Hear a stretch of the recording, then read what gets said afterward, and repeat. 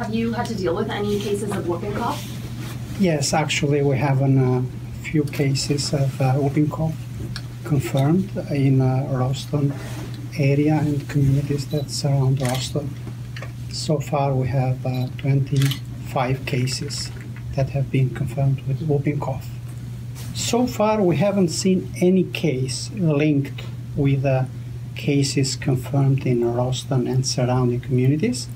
However, because of the close proximity, social interaction, holidays that are coming, people will get together, so the risk is out there.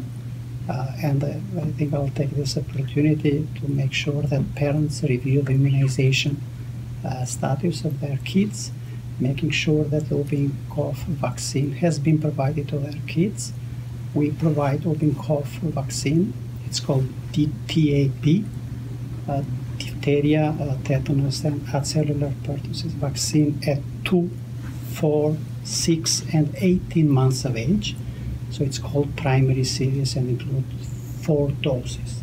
And then we provide a booster at 4 to 6 years of age.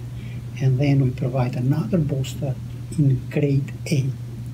And then we ask adults at 18 years of age or older to get another additional dose. And in line with that, it's important that if we are taking care of the babies, we review our immunization records. People are encouraged to call public health to make sure that grandma or grandfather gets a whooping cough vaccine if he is not up to date. Infants, small babies, are not protected, especially in the first few months, because the vaccine series starts at 2 months of age. And another important key message for the public in general, especially for pregnant women, is that we in Saskatchewan provide a free whooping cough vaccine in every pregnancy for every pregnant woman.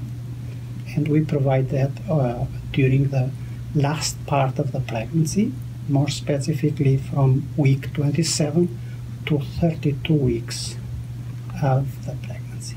The reason we do that is we want the mom to protect herself, but also evidence shows that some of these antibodies that mom produces are passed to be baby.